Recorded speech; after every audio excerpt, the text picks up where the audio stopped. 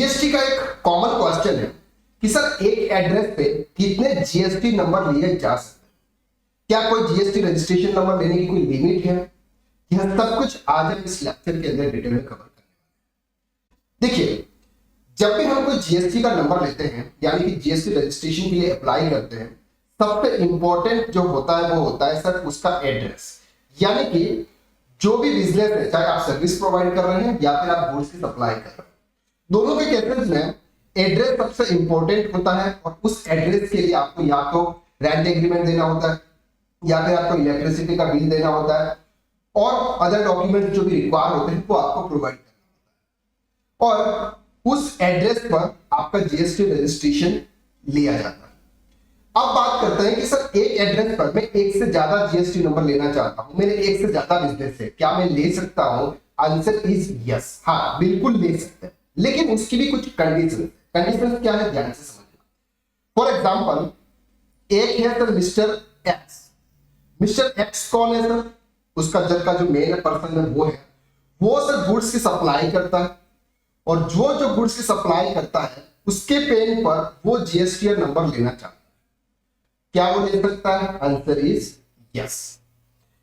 दूसरा sir Mrs x है, यानी कि मिस्टर एक्स की जो वाइफ है वो भी अपने खुद का एक बिजनेस एस्टैब्लिश किया हुआ है, वो भी उसी एड्रेस पे, यानी कि एक प्रॉपर्टी है उसी एड्रेस पे, उसी प्रॉपर्टी पर मिसेस एक्स ने गुड्स की सप्लाई कर, वो भी कोई अदर गुड्स की सप्लाई कर रही है, उसके नाम पे भी सर फर्म रजिस्टर्ड है, वो भी जीएसटी नंबर लेना चाहती है सेम एड्रेस पे, सेम इलेक्ट्रिसिटी बिल, अगर कोई रेंटेड प्रॉपर्टी है तो सेम रेंटेड। क्या वो ले सकती है? आंसर इज यस, वो ले सकती है।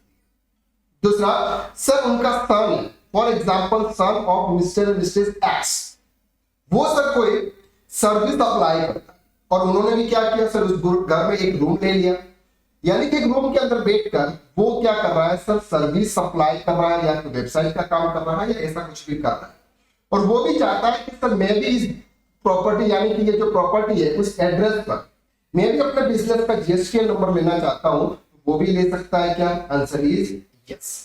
यानी कि एक एड्रेस पर आप एक से ज्यादा मल्टीपल जीएसटी नंबर ले सकते हैं, लेकिन कंडीशन ये आती है कि सबके जो पेन नंबर या बिजनेस का जो स्ट्रक्चर है वो डिफरेंट होना चाहिए। यानी कि मिस्टर एक्स एक अलग बिजनेस कर रहा है, मिसेस एक्स अलग बिजनेस कर रही है, सन ऑफ मिस्टर एक्स अलग बिजनेस कर रहा है या फिर गुड्स की सर्विस की सप्लाई कर रहा है।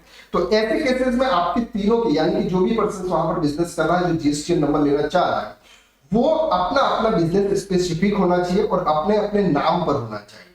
अगर मिस्टर एक्स भी है, दो बिजनेस है, दोनों बिजनेसेस अगर अलग अलग कर रहे हैं और वो एक ही एड्रेस पर कर रहे हैं, जीएसटी नंबर लेना चाहते हैं, ले सकते हैं। अब बात आती है कि सर अगर हम कोई ले लेते हैं तो कोई इश्यू है क्या? इश्यू सर कब आता है? जब जीएसटी डिपार्टमेंट वाले अगर वहां पर चेक करने के लिए आते हैं, क्योंकि उनके पास में सर जाती है डिटेल्स कि आपने एक जीएसटी नंबर के लिए अप्लाई किया एक एड्रेस पे, फिर किसी दूसरे पर्सन ने सेम जीएसटी नंबर, मतलब सेम एड्रेस पे दूसरा जीएसटी नंबर अप्लाई किया, फिर एक तीसरे पर्सन ने सेम एड्रेस पे तीसरा जीएसटी नंबर अप्लाई किया। तो जब जीएसटी डिपार्टमेंट वाले देखते हैं कि आखिर में एक एड्रेस पे इतने सारे जीएसटी नंबर अप्लाई हो रहे हैं, तो क्या ये एक्चुअल में जेन्युइन है या फिर नहीं? अगर वो आपके डिपार्टमेंट, यानी कि सर अगर आपके ऑफिस आए और वो अगर चेक करें, तो फिर आपको ये पूरी डिटेल और ये पूरी तरह से प्रॉपर अलग अलग होना चाहिए, प्रॉपर होना चाहिए कि अगर मिस्टर एक्स बिजनेस कर रहे हैं तो उसके लिए ये स्पेस है, यहाँ पर गुड्स रखा हुआ है।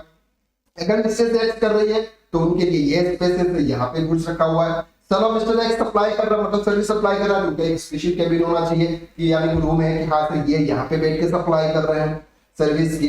तो ये एक स्पेसिफिक आपकी जगह अगर डिफाइन हो, आपके प्लेसेस जहां पर आपने जीएसटी नंबर के लिए अप्लाई किया हुआ है, तो फिर कोई भी इश्यू नहीं होगा। लेकिन आपने अलग अलग जीएसटी नंबर अप्लाई कर दिए, जब जीएसटी डिपार्टमेंट वाले आपके वहां पर आए और उस समय फिर ये नहीं डिसाइड कर पाए कि किस पर्सन की कौन सी स्पेस है जहां से वो बिजनेस को ऑपरेट कर रहा है, तो ऐसे केसेस में फिर जीएसटी डिपार्टमेंट वाले आपका जीएसटी नंबर उस एड्रेस पर कैंसिल कर सकते हैं। उनको ऐसा लगेगा कि सर ये जो जीएसटी नंबर है ये डमी फर्जी अप्लाई किए हुए हैं।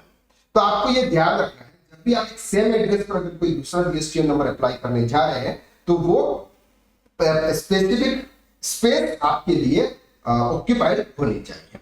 आई होप इस वीडियो के माध्यम से आपके लिए क्लियरिटी होगी कि एक एड्रेस पर कितने जीएसटी नंबर दिए जा सकते हैं।